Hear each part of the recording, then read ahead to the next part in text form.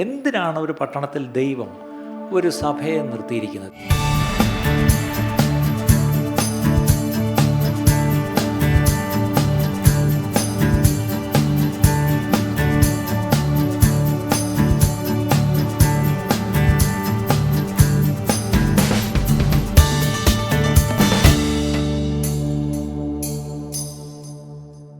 Y do we exist as a church? ഞാൻ പല പ്രാവശ്യം പറഞ്ഞിട്ടുണ്ട്. എന്തിനാണ് ഒരു പട്ടണത്തിൽ ദൈവം ഒരു സഭയെ നിർത്തിയിരിക്കുന്നത്? എന്തിനു വേണ്ടി? ഞായറാഴ്ച എല്ലാവർക്കും കൂടി ആരാധിക്കാനും വചനം കേൾക്കാനും കൂട്ടായ്മ പാലിക്കാനും മാത്രമാണോ?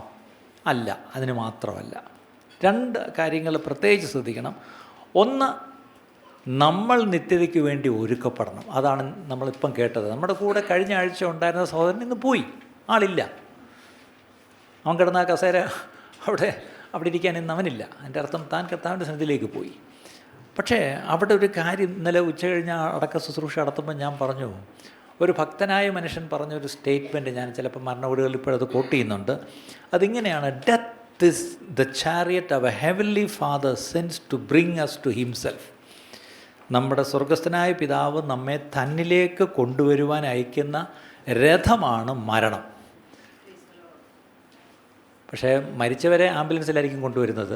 പക്ഷേ അത് ആശുപത്രിയിൽ നിന്ന് വീട്ടിൽ കൊണ്ടുവരാനും അല്ലെങ്കിൽ പിന്നെ മോർച്ചറി കൊണ്ടുവയ്ക്കാനും വലിയ അവിടെ നിന്ന് വീണ്ടും എടുത്തുകൊണ്ട് വരാനും പിന്നെ അവിടെ നിന്ന് സെമിട്രി കൊണ്ടുപോകാനൊക്കെ ആംബുലൻസ് ആയിരിക്കും. പക്ഷേ ദൈവം അയക്കുന്ന ഒരു രഥമുണ്ട്. ആ രഥം എന്തുവാണെന്നറിയാമോ? മരണം. അങ്ങനെ ഒരു രഥം നമ്മൾ ഇഷ്ടപ്പെട്ടാലും ഇല്ലെങ്കിലും നമ്മുടെ വീട്ടിലേക്ക് വരും. ആ രഥം എന്തിനാണ് വരുന്നതെന്നറിയാമോ? നമ്മളെ കൊണ്ടുപോകാനാണ്. എങ്ങോട്ട് കൊണ്ടുപോകാനാണ്? സെമിത്തേരിയിലോട്ട് കൊണ്ടുപോകാനല്ല, തന്നിലേക്ക് കൊണ്ടുപോകാൻ. To bring us to himself. അങ്ങനെയാണെങ്കിൽ ഇന്നലെ വെളുപ്പിന് ആ രഥമൊന്ന് വന്നു, ഒരാളെ കയറ്റിക്കൊണ്ടങ്ങ് പോയി. നിങ്ങൾ വിചാരിക്കുമായിരിക്കും, പാസ്റ്ററെ പേടിപ്പിക്കല്ലേ, ഞായറാഴ്ച രാവിലെ അല്പം ഒരു ആശ്വാസത്തിന് വേണ്ടി ആ ദൈവസന്നിധി വരുന്നത്, അപ്പോൾ ഇയാളിരുന്നുകൊണ്ട് കണ്ട് മരണം വരുന്നേ എന്നൊക്കെ പറഞ്ഞുകൊണ്ട് അല്ലേ. ഞാൻ ഇന്നലെ മരണ വീട്ടിൽ പറഞ്ഞ മറ്റൊരു കാര്യം കൂടെ ഉണ്ട്. 60 വർഷമായിട്ട് ഈ പട്ടണത്തിൽ ജീവിക്കുന്ന ഒരു സീനിയർ സിറ്റിസനാണ് ഞാനും. അപ്പോൾ ഇപ്പോഴാണ് ഈ ശവശരീരമൊക്കെ പെട്ടിയിലാക്കി അല്ലെങ്കിൽ മൊബൈൽ മോർച്ചറിലാക്കി ഈ പറഞ്ഞ പോലെ ആംബുലൻസ് പോലത്തെ, അല്ലെങ്കിൽ അത് സത്യം പറഞ്ഞ ആംബുലൻസ് പേഷ്യൻസിനെ കൊണ്ടുപോകാനുള്ളതാണ്, ഈ സാധനത്തിനല്ല. പക്ഷേ നമ്മുടെ നാട്ടിൽ ഇത് രണ്ടും, രോഗിയും പോകുന്നത് ആംബുലൻസിൽ, ചത്തുപടിയാകുമ്പോഴും പോകുന്നത് ആംബുലൻസിലാണ്. അപ്പം പണ്ട് തിരുവനന്തപുരത്ത് ക്രിസ്ത്യാനികൾ മരിച്ചാൽ ഇങ്ങനത്തെ വണ്ടിയിലൊന്നും, അന്ന് ഇങ്ങനത്തെ ആംബുലൻസ് ഒന്നും ഇവിടെ ഇല്ല. അന്ന് അവർക്ക് പോകാൻ വേണ്ടി അവരവരുടെ പള്ളി ഒരു ശവശരീരം മാത്രം കൊണ്ടുപോകാൻ വെച്ചിരിക്കുന്ന ഒരു വണ്ടിയുണ്ട്.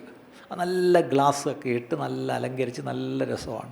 അത് കുതിരയെ കെട്ടിയാണത് വലിക്കുന്നത്. പണ്ട് ഈ സിറ്റി കൂടെ കുതിരവണ്ടിയിലാണ് ഈ ശവം കൊണ്ടുപോകുന്നത്. അത് LMS പള്ളിക്കൊന്നും ഉണ്ടായിരുന്നു, ക്രൈസ്റ്റ് ചർച്ചിനൊന്നും ഉണ്ടായിരുന്നു, പിന്നീട് കാത്തലിക് ചർച്ചിനൊന്നും ഉണ്ടായിരുന്നു. അപ്പം അതിലിങ്ങനെ വരിയായിട്ട് അച്ഛന്മാരും കന്യാസ്ത്രീമാരും മറ്റു കുത്തുകുടയൊക്കെ പിടിച്ച് ഇങ്ങനെ ഒരു വലിയ പ്രൊസഷനായി, ഫ്യൂണറൽ പ്രൊസഷൻ, അതൊരു കാഴ്ചയായിരുന്നു തിരുവനന്തപുരത്ത്. പിന്നെ കുതിര മാറിയിട്ട് മനുഷ്യരത് വലിക്കാൻ തുടങ്ങി. പക്ഷേ ഇത് വലിഞ്ഞിങ്ങനെ പോകുമ്പോൾ, ഞാൻ സ്കൂളിൽ പോകുന്ന കാലത്തൊക്കെ ഇതിങ്ങനെ പോകുമ്പോൾ മാറി നോക്കും, എന്ത് രസമുണ്ട് ഇത് കാണാൻ. ഇങ്ങനെ അതിനകത്തൊരു പെട്ടിക്കകത്തൊരാളിങ്ങനെ കിടക്കുന്നു. പക്ഷേ ഇതിങ്ങനെ മാറി അങ്ങോട്ട് പോകുമ്പോൾ അതിൻ്റെ പുറകിലൊരു എഴുത്തുണ്ട്. എന്താണെന്നറിയോ? ഒരു തലയോട്ടിയും 2 എല്ലും വെച്ചിട്ട്, ഇന്ന് ഞാൻ നാളെ നീ. അപ്പം ആ വണ്ടി അത് നമ്മളോടൊരു സന്ദേശം പറയുന്നു. എന്താണ്? ഇന്ന് ഞാൻ ഇവനെ കൊണ്ടുപോകുന്നു, അടുത്ത ഞാൻ വരും നിൻ്റെ വീട്ടിൽ. അപ്പോൾ നിങ്ങളുടെ മനസ്സിലേക്ക് നേരത്തെ വരുന്ന രഥത്തിൻ്റെ കാര്യം പറഞ്ഞപ്പോൾ നിങ്ങളുടെ മനസ്സിലേക്ക് എന്താ ഓർമ്മ വന്നത്?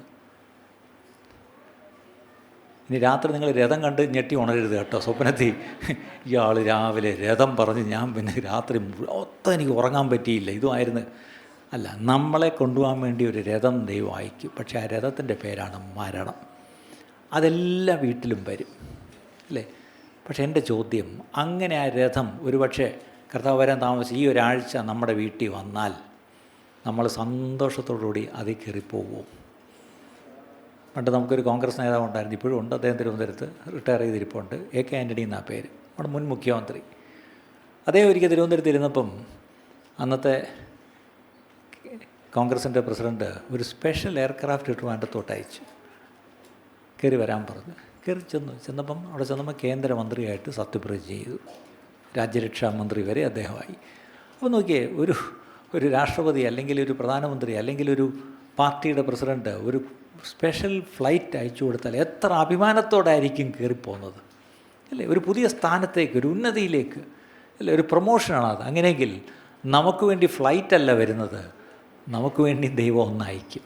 പക്ഷേ അതിൽ കയറിപ്പോകണമെങ്കിൽ ആ വാഹനം ഏതെന്ന് ചോദിച്ചാൽ ആ വാഹനത്തിന് പറയുന്ന പേരാണ് മരണം. അതിൽ കൂടെ മാത്രമേ നമുക്ക് ദൈവം വെച്ചിരിക്കുന്ന അടുത്ത, നമ്മളിപ്പം പ്രവാചകന്മാർ പറഞ്ഞൊരു സ്ഥിരം ഒരു വാക്കുണ്ട്, എന്താണ് അടുത്ത ലെവല്. നമുക്കിനി ഒരു അടുത്ത ലെവലുണ്ട്. ഏതാ? കർത്താവിനോടൊപ്പം വിട്ടുപിരിഞ്ഞ് നമുക്കായിരിക്കാം. അതാണ് നമ്മുടെ അടുത്ത ലെവൽ. ആ അടുത്ത ലെവലിലേക്ക് നമ്മളെ ട്രാൻസ്പോർട്ട് ചെയ്യുന്ന ഒരു കാര്യമാണ് മരണം. അതിൻ്റെ അർത്ഥം അതെത്ര ആരോഗ്യമുള്ളവരായാലും ശരി, എത്ര ബോഡി ബിൽഡ് ചെയ്ത് വെച്ചിരിക്കുന്നവരായാലും ശരി. ഇപ്പോൾ ഇന്നലെ ഒരു സിനിമ നടൻ മരിച്ചു. അദ്ദേഹത്തെ പിന്നെ പോസ്റ്റ്മോർട്ടം റിപ്പോർട്ട് വന്നിട്ടുണ്ട്. അദ്ദേഹത്തിന് ഒരു കുഴപ്പമില്ലായിരുന്നു, നന്നായിട്ട് ബോഡി നോക്കുമായിരുന്നു. പക്ഷേ ആൾ പോയി. ഇന്ന് രാവിലെ എന്നോട് ഒരാൾ പറഞ്ഞു, ഇന്നലെ ചെന്നൈയിലൊരു മരണമുണ്ടായി. അദ്ദേഹം ഒരു ഹോട്ടൽ റൂമിൽ താമസിക്കാൻ ഒരു പ്രോഗ്രാമിന് വേണ്ടി പുള്ളി വന്നതാണ് പോലും. പുള്ളി ഹോട്ടൽ മുറിയിൽ രാവിലെ വരാത്തത് കാരണം പരാതിപ്പെട്ട് പോലീസ് വന്ന് തുറന്നപ്പം വാതിലിനോട് ചേർന്ന് ഇദ്ദേഹം കമന്ന് മരിച്ചു കിടക്കുന്നു. അതിൻ്റെ അർത്ഥം ഇദ്ദേഹം വാതിൽ തുറക്കാൻ വേണ്ടി എഴുന്നേറ്റ് വന്നതാണ്, വാതിൽ വരെ എത്തിയില്ല, അവിടെ വീണ് മരിച്ചു. ഒരു സഹായത്തിനായിട്ട് വിളിക്കാൻ ആരെയും കിട്ടിയില്ല. ഒരുപക്ഷെ ഫോണിൻ്റെ അടുത്തേക്ക് വന്നതായിരിക്കാം, ഒരുപക്ഷെ ഡോറ് തുറന്ന് പുറത്തോട്ട് വന്നതായിരിക്കും അല്പം ശ്വാസം കിട്ടാൻ വേണ്ടി. എന്തിനോ അവിടെ വീണ് മരിച്ചു. അതിൻ്റെ അർത്ഥം അടുത്ത നിമിഷം നമുക്കുള്ളതല്ല പ്രിയപ്പെട്ടവർ. എത്ര പേര് ഇത് വിശ്വസിക്കുന്നു? how many believe that even the next minute doesn't belong to me? എനിക്കുള്ളതല്ല, കർത്താവ് തന്നെങ്കിൽ മാത്രമേ നമുക്ക് അടുത്ത നിമിഷമുള്ളൂ. പിന്നെയല്ലേ അടുത്ത ഞായറാഴ്ച. നിങ്ങൾക്ക് എത്ര പേർക്ക് പറയാൻ കഴിയും, ഞാനിവിടെ തന്നെ കാണും, അടുത്ത ഞായറാഴ്ചയും ഞാനിവിടെ തന്നെ കാണും എന്ന് ഉറപ്പുള്ളവരെന്ന് കൈപോക്കിക്കേ? അബദ്ധത്തിൽ പോലും ഒരാൾ കൈപോക്കുന്നില്ല. അതിൻ്റെ അർത്ഥം യാഥാർത്ഥ്യങ്ങളപ്പം നമുക്ക് ഗ്രഹിക്കാൻ പറ്റുന്നുണ്ട്. ഈ പറയുന്ന ഞാനോ നിങ്ങൾക്ക് ആർക്കും ഒരു ഗ്യാരണ്ടിയില്ല അടുത്ത ആഴ്ച നമ്മളിവിടെ കാണുമെന്ന്, അല്ലേ? പക്ഷേ അങ്ങനെ ആണെങ്കിൽ നമ്മുടെ ജീവിതം എത്ര ഗൗരവത്തോടെയാണ് നമ്മൾ ജീവിക്കേണ്ടത്, അല്ലേ? എത്ര ഭക്തിയുള്ള, എത്ര വിശുദ്ധിയുള്ള ജീവിതമാണ് നമ്മൾ നയിക്കേണ്ടത്. അപ്പോൾ അത് നമ്മുടെ മരണം എന്നുള്ള ഒരു യാഥാർത്ഥ്യം. 2, മരണമെന്ന യാഥാർത്ഥ്യം മാത്രമല്ല, രണ്ടാമതൊരു യാഥാർത്ഥ്യമുണ്ട്, കർത്താവിൻ്റെ വരവ്, the coming of the Lord. ഒരുപക്ഷെ ഞാനങ്ങ് ജീവിച്ചിരിക്കുമായിരിക്കും, പക്ഷേ കർത്താവ് വരും. പക്ഷേ കർത്താവ് വരുമ്പോഴും കർത്താവ് ആർക്കു വേണ്ടിയാണ് വരുന്നത്? കർത്താവ് താൻ ഗംഭീരനാദത്തോടും പ്രധാന ദൂതൻ്റെ ശബ്ദത്തോടും ദൈവത്തിൻ്റെ കാഹളത്തോടും കൂടെ സ്വർഗത്തിൽ നിന്ന് ഇറങ്ങി വരികയും ക്രിസ്തുവിൽ മരിച്ചവർ മുമ്പേ ഉയർക്കുകയും പിന്നീട് ജീവനോടിരിക്കുന്ന നാം, ക്രിസ്തുവിലാണ് നമ്മൾ ജീവനോടിരിക്കുന്നതെങ്കിൽ നാമും ചേർന്ന് അവരോടൊപ്പം ആകാശമേഘങ്ങളിൽ കർത്താവിനോടുകൂടെ നമ്മൾ ചേരും. ഇങ്ങനൊരവസ്ഥയും നമ്മളെ കാത്തിരിക്കുന്നു. ഒന്നുകിൽ എൻ്റെ മരണം, അല്ലെങ്കിൽ കർത്താവിൻ്റെ വരവ്. രണ്ടാണെങ്കിലും അതൊരു വലിയ മാറ്റം കൊണ്ടുവരും. എന്താണ് മാറ്റം? നമ്മൾ പിന്നെ ഇവിടെ കാണത്തില്ല, ഈ ഭൂമിയിൽ നമ്മളിവിടെ ജീവനോട് ഇരിക്കത്തില്ല. നമ്മളെ ശരീരം കൊണ്ട് മണ്ണിൽ കൊണ്ട് നന്നായിട്ട് അടക്കും. പക്ഷേ എങ്ങനെ അടക്കി, അല്ലെങ്കിൽ എവിടെ അടക്കി, എത്ര പേര് അടക്കത്തിന് വന്നു, ഇതൊന്നുമല്ല വിഷയം. ഈ വ്യക്തി ഇവിടെ കണ്ണടച്ചപ്പം എവിടെ പോയി കണ്ണ് തുറന്നു എന്നുള്ളതാണ് വിഷയം. അങ്ങനെയെങ്കിൽ ഒറ്റൊരു ചോദ്യം, ഇന്നിവിടെ കണ്ണടച്ചാൽ, അല്ലെങ്കിൽ കണ്ണടഞ്ഞാൽ എവിടെ പോയി നമ്മൾ കണ്ണ് തുറക്കും? വല്ല ബോധ്യം നമുക്കുണ്ടോ പ്രിയപ്പെട്ടവരെ? ലോകമനുഷ്യർ ജീവിക്കുന്ന ഇന്ന് ജീവിക്കുക, അടിച്ചു പൊളിച്ച് ജീവിക്കുക, നാളെ മരിക്കും. അങ്ങനല്ല. ഇന്നെങ്ങനെയും ജീവിച്ചിട്ട് നാളെ മരിച്ചാൽ പോരാ, തീർച്ചയായിട്ടും നമ്മൾ മരിക്കും. ഒരിക്കൽ മരിക്കുകയും പിന്നീട് ന്യായവിധിയും. അതാരും പറയത്തില്ല. ലോകമനുഷ്യർ വളരെ ഫിലോസഫിക്കലായിട്ട് പറയും, ഈ ഒരിക്കൽ ജനിച്ചാൽ ഒരിക്കൽ, എന്തൊരു കണ്ടുപിടുത്തോ അത്, ഒരിക്കൽ ജനിച്ചവരെല്ലാം ഒരിക്കൽ മരിക്കുമെന്ന്. അത് ബൈബിൾ വാക്യമല്ല. ബൈബിളിൽ പറയുന്നത് ഒരിക്കൽ മരിക്കും, പിന്നീട് എന്തുണ്ട്? ന്യായവിധിയുണ്ട്. അതിൻ്റെ അർത്ഥം ഒരു ദിവസം നമ്മൾ പോയി ഒരിടത്ത് നിൽക്കണം. ഇനി ഞാനൊരു കാര്യം കൂടെ പറയാം പ്രിയപ്പെട്ടവരെ. ഇനിയും ഇന്ത്യയുടെ മുന്നോട്ടുള്ള ദിവസങ്ങൾ നോക്കുമ്പം അത്ര എളുപ്പമല്ല. അതും കൂടെ ഈ തരണത്തിൽ ഞാനൊന്ന് പറഞ്ഞേക്കാം. കഴിഞ്ഞ ഒരു 9 ദിവസം നമുക്കറിയാം, പ്രത്യേകിച്ച് മലയാളികളായ നമ്മൾ വിശ്വാസികൾ, പ്രത്യേകിച്ച് ക്രിസ്ത്യാനികളെല്ലായിടവും വളരെ ശ്രദ്ധിച്ച ഒരു സംഭവമാണ്. 2 കന്യാസ്ത്രീമാർ അവർ അറസ്റ്റിലാവപ്പെടുകയും അവർക്ക് ഇന്നലെ ജാമ്യം കിട്ടി അവർ വീട്ടിൽ പോയി. ശരിയാണ്. ഞാൻ അവരെ അറസ്റ്റ് ചെയ്ത നിമിഷം മുതലുള്ള മുഴുവൻ കാര്യങ്ങളും വളരെ ക്ലോസായിട്ട് ഞാനും വാച്ച് ചെയ്തുകൊണ്ടിരിക്കുകയായിരുന്നു. അതിൽ ചില കാര്യങ്ങളൊക്കെ ഞാനൊന്ന് ഉൾപ്പെടേണ്ടി വന്നു. പക്ഷേ ഞാനൊരു സത്യം പറയാം, ഞാൻ നല്ലൊരു പോസ്റ്റ് ഇട്ടിരുന്നു. ആസ് ഓഫ് നൗ 414 മിഷണറിമാരോ പാസ്റ്റർമാരോ ഓൾറെഡി 5 സംസ്ഥാനങ്ങളിലായിട്ട് ജയിലിൽ കിടപ്പുണ്ട്. അവർക്ക് വേണ്ടി ജാമ്യത്തിനൊന്ന് മൂവ് ചെയ്യാൻ പോലും ആരുമില്ല. അവരുടെ ചർച്ചിനാനുള്ള പാങ്ങില്ല. അവർക്കൊരു ഓർഗനൈസേഷൻ ഇല്ല. അവരുടെ ആരെങ്കിലും ഒന്ന് ലീഡർഷിപ്പ് വന്ന് ഇല്ല. അവർക്ക് ജാമ്യത്തിലെടുക്കാൻ ആരുമില്ല. അതിൽ പലരും നിങ്ങൾ പറയും അവരൊക്കെ ജയിലിനകത്ത് വലിയ ശുശ്രൂഷയ്ക്കായിരിക്കും ചെയ്യുന്നത്. അതെ, ചിലരെ കൊണ്ട് ദൈവം അങ്ങനെ ചെയ്യിക്കുന്നുണ്ട്. ചിലർ ജയിലിനകത്ത് രോഗികളായിട്ട് ക്ഷീണിച്ച് ഡിപ്രസ്ഡായിട്ട് കിടക്കുന്നവരുണ്ട്. ചിലരെ ജയിലിൽ നിന്ന് തന്നെ കൊണ്ട് ആശുപത്രി കൊണ്ടിട്ടിരിക്കുക, പോലീസിൻ്റെ കാവിൽ ജയിലിലിട്ടിരിക്കുക. അവരെ തിരക്കി ഒരാൾ പോലും കാണാൻ വരുന്നില്ല എന്ന് പറയുന്ന പാസ്റ്റേഴ്സുണ്ട്. അപ്പോൾ നിങ്ങൾ ചിന്തിക്കും, ആ പാസ്റ്റർക്ക് സഭയില്ലായിരുന്നു, അവരൊക്കെ തിരക്കി ചെല്ലത്തില്ലേ? സഭയ്ക്ക് ചെല്ലാൻ പേടി. നമ്മൾ പുതിയ നിയമത്തിലുണ്ട്, അവൻ ഭയപ്പെടാതെ ലജ്ജ കൂടാതെ എന്നെ തേടി വന്നു തടവറയിൽ എന്നെ കാണാൻ. അന്നത്തെ അവസ്ഥ അതായിരുന്നെങ്കിൽ ഇന്നത്തെ അവസ്ഥ അതിനെക്കാട്ടിലുമാണ്. നിങ്ങൾ വിചാരിക്കുന്ന പോലെ, ഈ പറഞ്ഞ പോലെ ഒന്ന് ജയിലിൽ പോയി കാണാൻ പോലും ഇന്നാളില്ലാതെ ഒറ്റപ്പെട്ടിരിക്കുന്ന എത്രയോ ദൈവദാസന്മാരും മറ്റുമൊക്കെ ജയിലുകളിലുണ്ട് പ്രിയപ്പെട്ടവർ. ഇതും നമ്മുടെ ഇന്ത്യയാണ്. എൻ്റെ ചോദ്യം, 2 കന്യാസ്ത്രീമാർക്ക് വേണ്ടി ശബ്ദം ഉയർത്താൻ ലോകമെമ്പാടും ക്രിസ്ത്യാനികളുണ്ടായിരുന്നു. അവരുടെ സഭയുണ്ടായിരുന്നു, രാഷ്ട്രീയ നേതൃത്വം ഉണ്ടായിരുന്നു, എല്ലാവരും ഉണ്ടായിരുന്നു. പക്ഷേ ആരും ചോദിക്കാനും പറയാനും ഇല്ലാത്ത എത്രയോ പാവപ്പെട്ട ദൈവദാസന്മാരും അവരും അവരുടെ കുടുംബങ്ങൾ പോലും, ഭാര്യമാർ ഉൾപ്പെടെ ജയിലിൽ കിടക്കുന്നവരുണ്ട്. അറിയാമോ? അതിൻ്റെ എല്ലാം ഒരു ലിസ്റ്റ് ഇന്നലെ കിട്ടിയായിരുന്നു എനിക്ക്. അത് നാളെ രാജ്യസഭയിൽ അതൊന്ന് റേസ് ചെയ്യുന്നുണ്ട്. ഈ 414 വരെ ഇവിടെ 2 കന്യാസ്ത്രീമാരുടെ കാര്യം സ്തോത്രം, അവർക്ക് ജാമ്യം കിട്ടിയല്ലോ. ഇനിയത്തെ കാലത്ത് കാര്യങ്ങൾ അത്ര നല്ലതല്ല പ്രിയപ്പെട്ടവരെ. കർത്താവിൻ്റെ സാക്ഷിയായിട്ട് നമുക്ക് ഈ ഭൂമിയിൽ ജീവിക്കണമെങ്കിൽ, ഇനി കർത്താവിൻ്റെ സാക്ഷിയായിട്ട് ഒതുങ്ങിക്കൂടി വേണേൽ ജീവിക്കാം. ഞാനൊരു ക്രിസ്ത്യാനിയാണെന്ന് പോലും അറിയിക്കാതെ എനിക്ക് ജീവിക്കാം. പക്ഷെ നാളെ ഒരു ക്രിസ്ത്യാനിയാണെന്നുള്ളതിന് ക്രിസ്ത്യാനിയായിട്ട് കഷ്ടം സഹിക്കേണ്ടി വന്നാൽ നിങ്ങൾ കഷ്ടം സഹിക്കുമോ? ഒരു ചോദ്യം. എനിക്കറിയാം, ഞാൻ ഇങ്ങനത്തെ പ്രത്യേകിച്ച് നമ്മുടെ ഇൻഡിപെൻഡൻറ്റ് ചർച്ചസിലൊക്കെ അക്രൈസ്തവായ ഒരുപാട് പേര് നിങ്ങളിവിടെ ഇരിപ്പോൾ എനിക്കറിയാം. നിങ്ങളൊക്കെ കർത്താവിനെ അറിഞ്ഞു വന്നവരാണ്, കർത്താവിനെ സ്നേഹിച്ചു വന്നവരാണ്. പക്ഷെ എൻ്റെ ചോദ്യം, ഇന്ന് നിങ്ങളെ വലുതായിട്ട് അത് ബാധിക്കുന്നില്ല. കാര്യം നിങ്ങൾക്ക് നിങ്ങളുടെ സ്റ്റേറ്റസിൽ വലിയ മാറ്റമൊന്നും, അകത്താണ് മാറ്റം എന്നൊക്കെ പറയും. അല്ലെങ്കിൽ നിങ്ങൾ അറിയുന്നവർ പറയും ഇപ്പോൾ ഒരു ക്രിസ്ത്യാനികളാണെന്ന് പറയും. പക്ഷേ നാളെ നിയമപരമായിട്ടൊരു പ്രശ്നം വന്നാൽ എനിക്ക് ക്രിസ്തു മതി, ക്രിസ്തുവിൻ്റെ നാമം നിമിത്തം ഞാൻ മറ്റെല്ലാം തള്ളി. ഒരുപക്ഷെ നിങ്ങളുടെ ഇപ്പോഴത്തെ ജോലി പോയെന്നിരിക്കും, ഒരുപക്ഷെ നിങ്ങളുടെ കുഞ്ഞുങ്ങളുടെ അഡ്മിഷൻ ക്യാൻസൽ ചെയ്ത് പോയെന്നിരിക്കും, ഒരുപക്ഷെ നിങ്ങൾക്ക് കിട്ടിക്കൊണ്ടിരിക്കുന്ന ആനുകൂല്യങ്ങൾ കിട്ടാതിരിക്കും. അങ്ങനെ ഉണ്ടെങ്കിൽ വീണ്ടും നിങ്ങൾ യേശുവിന് വേണ്ടി നിങ്ങൾ നിൽക്കുമോ പ്രിയപ്പെട്ടവരെ? ഇത് മറ്റ് പശ്ചാത്തലങ്ങളിൽ നിന്ന് വന്നവരുടെ കാര്യമാണ് ഞാൻ പറയുന്നത്. What about Christians? Will you identify your self as A child of God? Christian എന്ന് പറയുന്നത് വലിയ കാര്യമില്ല, അത് അന്ത്യോക്കെ വെച്ച് ഇട്ടൊരു പേരാ അല്ലേ ക്രിസ്ത്യാനികൾ.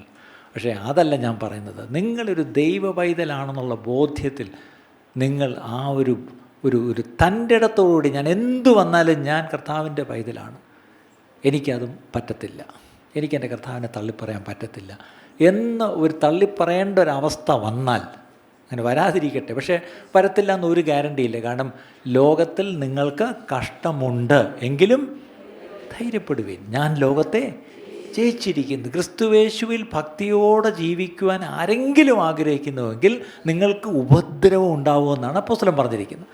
അപ്പം കഷ്ടത, ഉപദ്രവം അല്ലേ, അതിനിപ്പോഴത്തെ പേരാണ് പീഡ അല്ലേ, പെർസിക്യൂഷൻ. ഇത് തീർച്ചയായിട്ടും ഉണ്ടാവും. ആദിമസഭയ്ക്കുണ്ടായിരുന്നു. ഈ 20 നൂറ്റാണ്ടെടുത്താൽ യഥാർത്ഥ സഭ പീഡിപ്പിക്കപ്പെട്ടുകൊണ്ട് തന്നെ ഇരുന്നു. ഇന്നും ലോകത്ത് നോക്കുകയാണെങ്കിൽ പീഡിപ്പിക്കപ്പെട്ട ഒരു സഭ എന്നും ഉണ്ട് അല്ലേ. അണ്ടർഗ്രൗണ്ടിലും ഒക്കെ ഇരിക്കുന്ന എത്രയോ സഭകളുണ്ട്. എത്രയോ രാജ്യങ്ങൾ ഇങ്ങനെ പരസ്യമായിട്ടൊരു ആരാധന പറ്റത്തില്ല, പരസ്യമായിട്ടൊരു ക്രിസ്തുവിൻ്റെ സാക്ഷിയാവാൻ പറ്റത്തില്ല. പക്ഷേ അവരും ജീവിക്കുന്നു എന്നുള്ള കാര്യം മറക്കരുത്. അങ്ങനെയെങ്കിൽ ഇനി മുന്നോട്ടുള്ള കാലത്ത് നമ്മുടെ ഭാരതത്തിലും കാര്യങ്ങൾ അത്ര എളുപ്പമായിരിക്കത്തില്ല പ്രിയപ്പെട്ടവർ. എൻ്റെ ഉള്ളത്തിൽ എൻ്റെ ആത്മാവ് ശക്തമായി പറയുന്നു, ഒരു വേർതിരിവ് വരും. യഥാർത്ഥത്തിൽ ആരാണ് ക്രിസ്തുവിനെ സ്നേഹിക്കുന്നവരെന്നുള്ളത് ഒന്ന് തെളിയിക്കപ്പെടേണ്ട ഒരു കാലം വരുന്ന ആളുകളിൽ വരും. അങ്ങനെ വന്നാൽ ഞാൻ കർത്താവിന് വേണ്ടി നിൽക്കും എന്നൊരു തീരുമാനമെടുത്ത് നിൽക്കുമോ പ്രിയപ്പെട്ടവരെ? അതിപ്പോഴേ നമ്മളത് ഉറച്ചൊരു തീരുമാനമെടുത്ത് മുന്നോട്ട് ഈ വചനപ്രകാരം ജീവിക്കുവാൻ നമ്മളെ സമർപ്പിച്ചില്ല എങ്കിൽ നാളെ ഒരു പ്രശ്നമുണ്ടായിട്ട് ഞാൻ തീരുമാനം എടുക്കാമെന്ന് ചിന്തിക്കരുത്. ഇപ്പം നിങ്ങളുടെ മനസ്സിലേക്ക് വരുന്നൊരു ചിന്തയുണ്ട്, ഇയാളീ പറയുന്നതൊക്കെ ശരിയാ, നാളെ അങ്ങനെ കാണുമെന്ന് വന്നാൽ അത് നമുക്ക് അന്ന് നോക്കാം. തമിഴിൽ പറയും പാക്കലാം, പാർக்கலாம், അതായത് അന്ന് നോക്കാം. അന്ന് നോക്കാൻ നിന്നാൽ പറ്റത്തില്ല. ഇന്നേ നമ്മളതിന് തയ്യാറാവണം, ഇന്നേ തയ്യാറാവണം. എത്ര പേര് പറയും കർത്താവേ നാളെ, എല്ലാവരും ഒരുപക്ഷെ ഇത് തള്ളിക്കളഞ്ഞിട്ട് ഇത് ഉപേക്ഷിച്ചിട്ട് പോയാലും ഞാൻ കർത്താവ് ഇത് നെഞ്ചോടെ ചേർത്ത് ഞാൻ യേശുവിന് വേണ്ടി നിൽക്കും. നല്ല നല്ല പാട്ടുകളെ കൊണ്ട് ക്രിസ്തുവിന് വേണ്ടി ധീര പോരാളിയായി പടയാളിയായി ഞാൻ നിൽക്കും. സിയോൻ സഞ്ചാരി ഞാൻ, യേശുവിൽ ചാരി ഞാൻ. ഇതൊക്കെ പാടാൻ ഈ 4 ചുവരിനകത്തിരുന്ന് കൈയടിച്ച് പാടാൻ നല്ല രസമാണ്. പക്ഷേ ആരും കൂടെ ഇല്ലാത്തൊരവസ്ഥ വന്നാൽ അപ്പോഴും ഞാൻ ക്രിസ്തുവിന് വേണ്ടി നിൽക്കുമെന്നൊരു തീരുമാനം എടുക്കുമോ? ഞാൻ വേദനയോടെ പറയുക, ദൈവസഭയ്ക്കൊരു വലിയ മാറ്റം ആവശ്യമുണ്ട് പ്രിയപ്പെട്ടവരെ. നമ്മളിത് വലിയൊരു കംഫർട്ട് സോണിലായിരിക്കുന്നത്. ഞാൻ വീണ്ടും പറയുന്നു, കേരളത്തിലെ സഭ ഒരു കംഫർട്ട് സോണിനകത്താണ്. ഇവിടെ നിന്നോട്ട് നമുക്ക് മറ്റ് സംസ്ഥാനങ്ങളിൽ നടക്കുന്നത് പോലും എന്തെന്ന് അറിയാനും താല്പര്യമില്ല, അറിഞ്ഞാലും നമ്മളെ ഒന്നും ബാധിക്കുന്നില്ല. പക്ഷെ നമ്മളൊരു ഈ ആരണ്ട് പറഞ്ഞ പോലെ ഒരു ഫോൾസ് സെൻസ് ഓഫ് സെക്യൂരിറ്റി നമുക്കുണ്ട്. എന്താണെന്നറിയാമോ? എനിക്കൊന്നും സംഭവിക്കത്തില്ല. കാര്യം എന്താ? എനിക്ക് സംഭവിക്കാത്തതിൻ്റെ കാര്യം, nothing of such sort will happen here. അങ്ങനെ ഇരിക്കുന്നവരോടാണ് എസ്തേറിൻ്റെ പുസ്തകത്തിൽ മൊർദെഖായി പറയുന്ന ഒരു സ്റ്റേറ്റ്മെൻ്റ് ഉണ്ട് എസ്തേറിനോട്. ആർക്കെങ്കിലും ഒന്ന് പെട്ടെന്ന് എടുക്കാമോ? എസ്തേറിനോട് മൊർദെഖായി പറയുന്നൊരു കാര്യമുണ്ട്. എസ്തേർ എവിടെയാണെന്നറിയാമോ?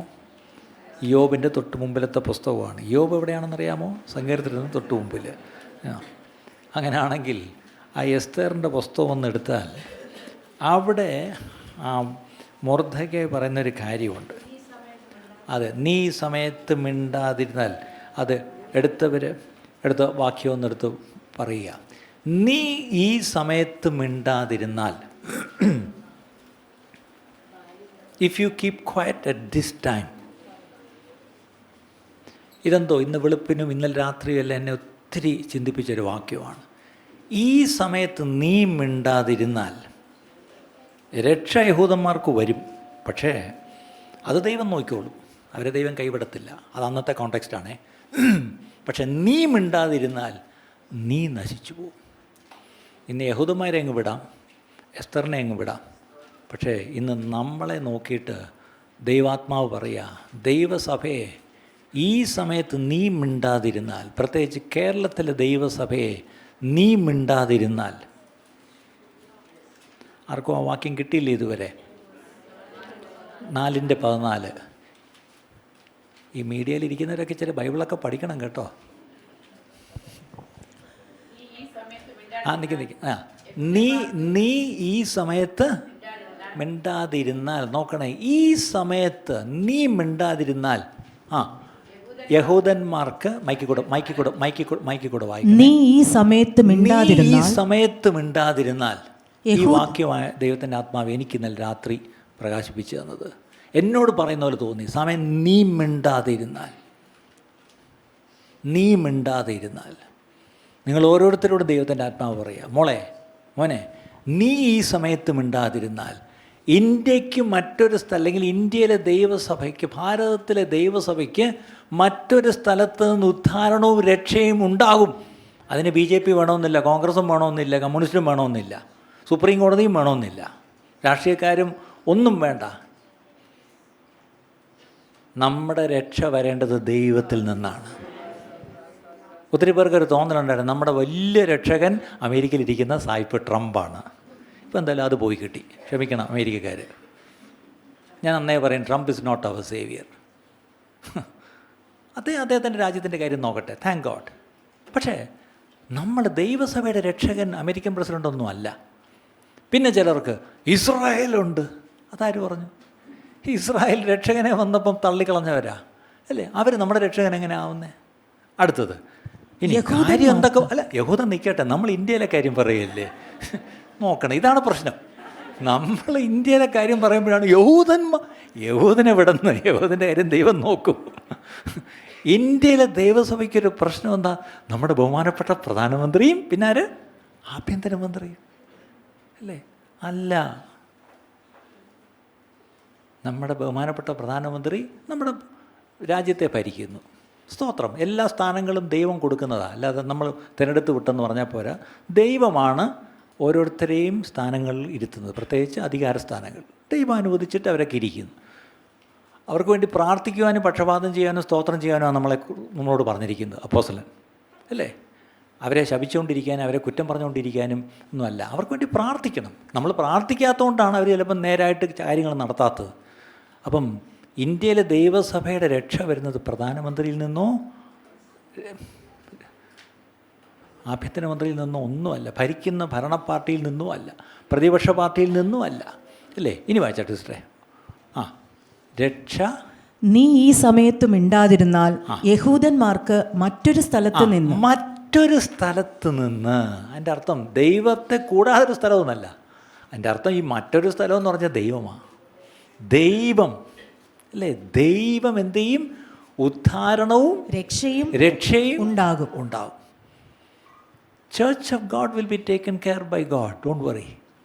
അത് ഇന്ത്യയിലായാലും ഏത് രാജ്യത്തായാലും, അല്ലേ? The church will be taken care. Because അതിനുവേണ്ടി വില കൊടുത്തവനുണ്ട്, അത് പണിയുന്ന ഒരുവനുണ്ട്, അല്ലേ? അവൻ നോക്കിക്കോളും. പക്ഷേ നമ്മോടൊരു കാര്യം പറയുന്നു, നീ ഈ സമയത്ത് മിണ്ടാതിരിക്കരുത്. ഈ ഒരു സൈലൻസ്, സഭയുടെ ഒരു വല്ലാത്തൊരു സൈലൻസ്, അത് നമ്മളെ ഭയപ്പെടുത്തുന്നു പ്രിയപ്പെട്ടവരെ.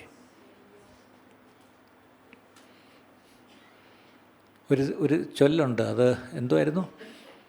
പണ്ട് നാസികൾ വന്നപ്പം, പിന്നീട് കമ്മ്യൂണിസ്റ്റുകാർ വന്നു, പിന്നെ ടെററിസ്റ്റുകൾ വന്നു, പിന്നെ അവസാനം നമ്മളെ തേടി വരുമ്പം നമുക്ക് ആരും കാണത്തില്ല എന്നൊരു ചൊല്ലുണ്ട്.